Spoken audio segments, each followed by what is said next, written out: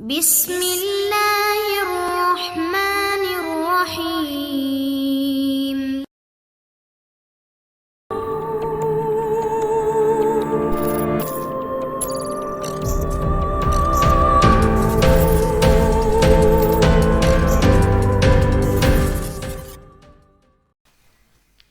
السلام علیکم دوستو، Imran series novel one man show by Mazhar Kaleem M a.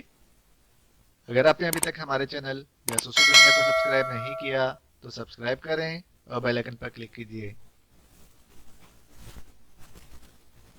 Julia bed کے قریب پہنچتے ہی ایک لخت اپنی جگہ سے اچھلی اور دوسرے لمحے اس نے پوری قوت سے اپنے سامنے موجود ریڈ ٹی کے سینے پر نہ صرف بھرپور فلائنگ کک مار کر اسے اچھال کر رکھ دیا تھا، بلکہ اچھلتے وقت اس نے بجلی کی سی تیزی سے اپنا اوپر والا دھڑ موڑ کر راکی کے ہاتھ سے مشین گن بھی چھین لی تھی۔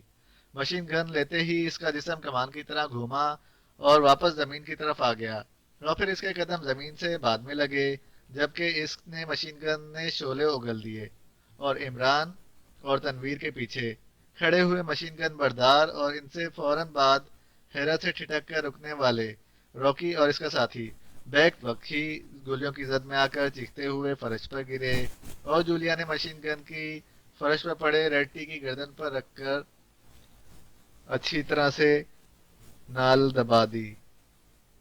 Well done Julia, well done, Imran نے یکلخت ایک طرف سے رسیاں ہٹا کر کرسی سے اٹھتے ہوئے کہا، اور دوسرے ہی لمحے وہ اچھل کر بیٹھا پر پیر رکھتے ہوئے فرش پر گرے ریڈ ٹی کے سر پر پہنچ گیا۔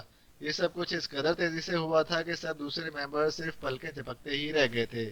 ادھر ریڈ ٹی بھی فرش پر گر کر ایک لمحے کے لیے بے حس ہو گیا تھا، لیکن پھر عمران کے اس طرح پہنچتے ہی اسے جیسے ہوش سا آ گیا۔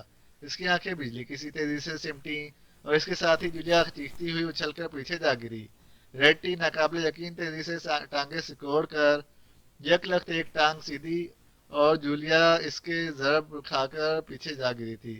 جولیا کے اس طرح چیخنے سے اچانک پیچھے گرنے سے عمران نے بے اختیار چونک کر اسے دیکھا۔ یہی لمحہ اس کے لیے کمزوری بن گیا، کیونکہ دوسرے لمحے وہ بھی ایک زوردار دھکا کھا کر لڑکھڑاتا ہوا پیچھے ہٹتا چلا گیا۔ ریڈ ٹی اچانک ٹانگیں مار کر اچھلا اور اس نے عمران کے سینے پر سر کی زوردار ٹکر دے ماری۔ عمران لڑکھڑا کر پیچھے ہٹا تو اپنے پیچھے موجود بیڈ پر جا گرا۔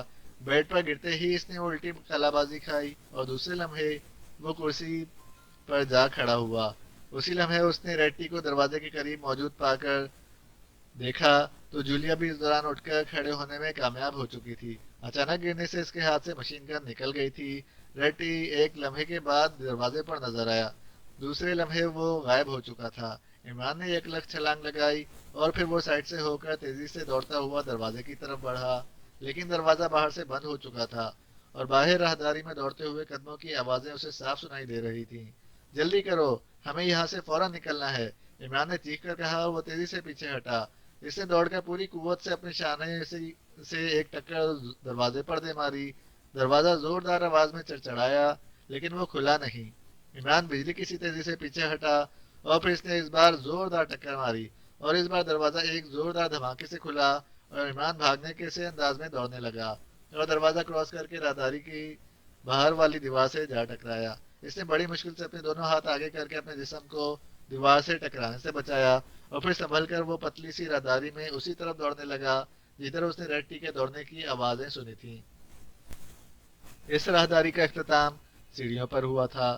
سیڑھیاں خاصی بلندی تک چلی گئی تھیں۔ ان کے اوپر دروازہ تھا جو بند نظر آ رہا تھا۔ عمران سیڑھیاں پھلنگتا ہوا اوپر چڑھا، پھر جب وہ دروازے تک پہنچا تو اس کے ساتھی بھی کمرے سے راہداری میں پہنچ گئے تھے۔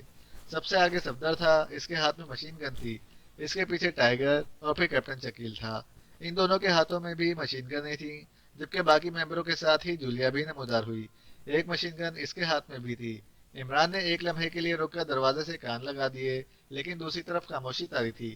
عمران نے دروازے کو دھکیلا اور دروازہ کھلتا چلا گیا اور عمران نے ایک لخت باہر چھلانگ لگائی اور وہ تیزی سے فرش پر رول ہوتا ہوا چلا گیا اور سامنے برآمدے کے پیچھے پہنچ کر اٹھ کھڑا ہوا۔ اس نے یہ حرکت اس لیے کی تھی کہ اگر دروازے کے باہر کوئی موجود ہو تو وہ اس پر فائر نہ کھول سکے، لیکن برآمدہ خالی تھا۔ یہ ایک کوٹھی کا فرنٹ تھا، سامنے لان تھا جس کے دوسری طرف پھاٹک کھلا ہوا تھا۔ और इमरान समझ गया कि रेड्डी निकल जाने में कामयाब हो गया है। कोठी में और कोई आदमी नजर नहीं आ रहा था। इमरान ने हाथ से इशारे करके सबको बाहर से बुला लिया। अब हमें साइड की कोठी से निकलना होगा। हो सकता है कि कोठी के सिलसिला के उकब में कोई चक्कर मौजूद हो। इमरान ने तेज लहजे में कहा और वो साइड की कोठी की तरफ दौड़ता चला गया। दरमियानी दीवार कुछ ज्यादा ऊंची ना थी, इसलिए इमरान आसानी से उसे फलांग गया। और अब ये शायद उसकी खुशकिस्मती थी कि ये कोठी बिल्कुल खाली थी। इस कोठी के दूसरी तरफ गली थी। इसने यहाँ भी एहतियात की। इस कोठी के सामने और उगली तरफ से जाने की बजाय वो साइड की जानिब से गली में छलांग लगा के उतरा, और चंद लम्हों बाद टीम भी इसकी पैरवी करती हुई गली में पहुंच गई। तुम सब बिखर कर अपने अपने ठिकानों पर जाओगे, लेकिन फ्लैटों पर नहीं बल्कि इमरजेंसी ठिकानों पर। और आज के बाद तुम सब ने वहीं पर रहना है और एक दूसरे से बातचीत के लिए ट्रांसमीटर इस्तेमाल करने हैं। इमरान ने गली में पहुंचते ही इन्हें हिदायत की और फिर टाइगर को अपने पीछे आने का इशारा करते हुए वो तेजी से सामने के रुख पे दौड़ता चला गया। रेड टी पागलों के से अंदाज में कमरे में टहल रहा था। इसके दोनों हाथों की मुट्ठियां भींची हुई थीं और वो बार बार इन्हें खोलता बंद करता। इसकी आंखों से जैसे शोले से लपक रहे थे। इसके चेहरे पर जुनून के आसार नुमाया थे। उसी लम्हे मेज पर पड़े हुए ट्रांसमीटर से टू टू की आवाजें उभरी और टहलता हुआ रेड टी तेजी से ट्रांसमीटर की तरफ लपका। इसने इसका बटन दबा दिया। Hello hello, Martin calling, over. Button दबते ही मार्टिन की आवाज सुनाई दी। Yes, red T speaking, over. Boss, मैंने मालूम कर लिया है। मतलूबा फाइल सीक्रेट सर्विस के हेडक्वार्टर में सीक्रेट सर्विस के बॉस X2 की तहवील में है, ओवर। मार्टिन ने जवाब दिया। कैसे? इतने यकीन से कैसे कह रहे हो, ओवर? रेड टी ने तकरीबन चीखते हुए कहा।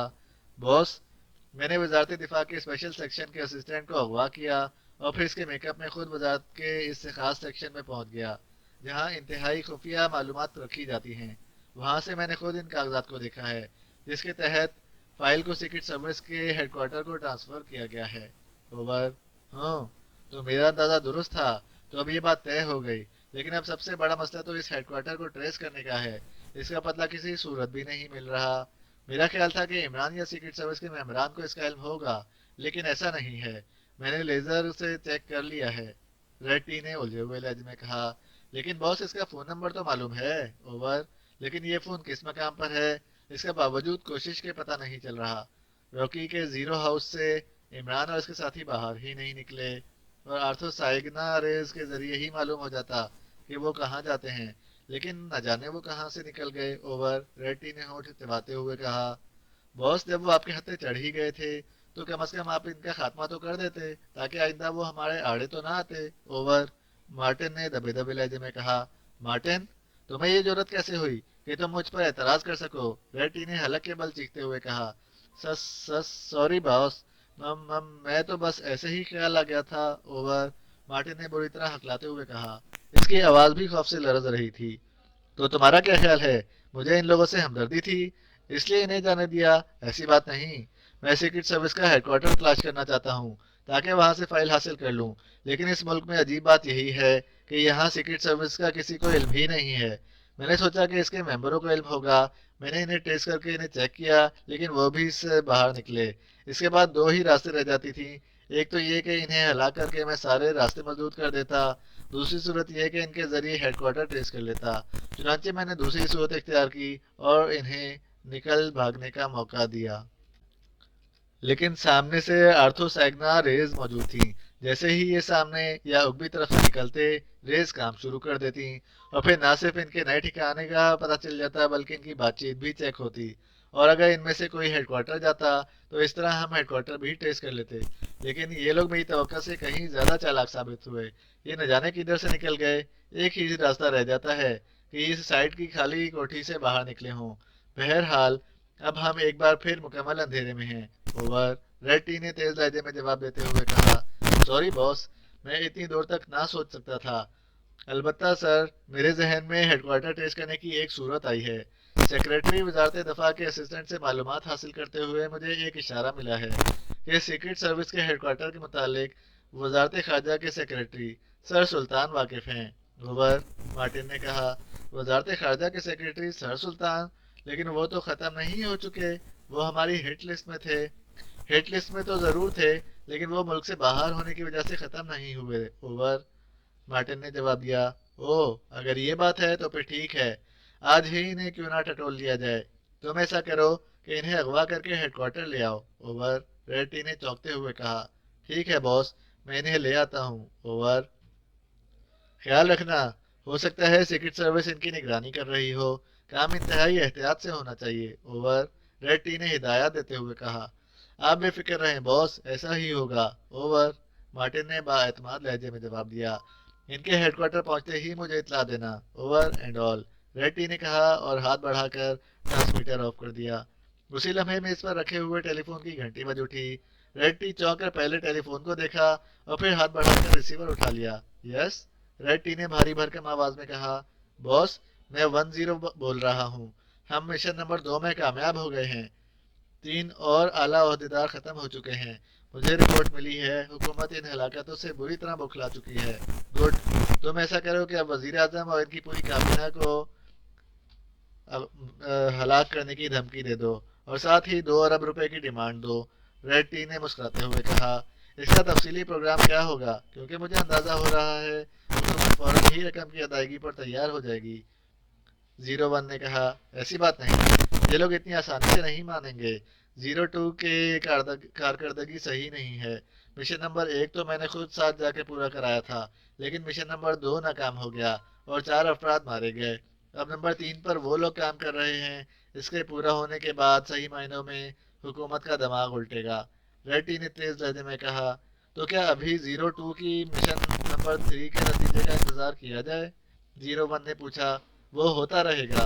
तुम 1 हफ्ते की मोहलत दे दो और साथ ही मिशन नंबर 3 का मुबहम सा हवाला दे देना, ताकि वो मिशन पूरा होते ही बात बन जाए। रकम हासिल करने का वही तरीका रहेगा, यानी स्विस बैंक में रकम का जमा होना। रेड्डी ने कहा। ठीक है बॉस, ऐसा ही होगा। 02 का मिशन नंबर 3 वही डैम की ही तबाही है ना? हाँ, और ये डैम इन लोगों के लिए इंतहाई अहम है। इसकी तबाही का मतलब आधे दारुल हुकूमत की तबाही है।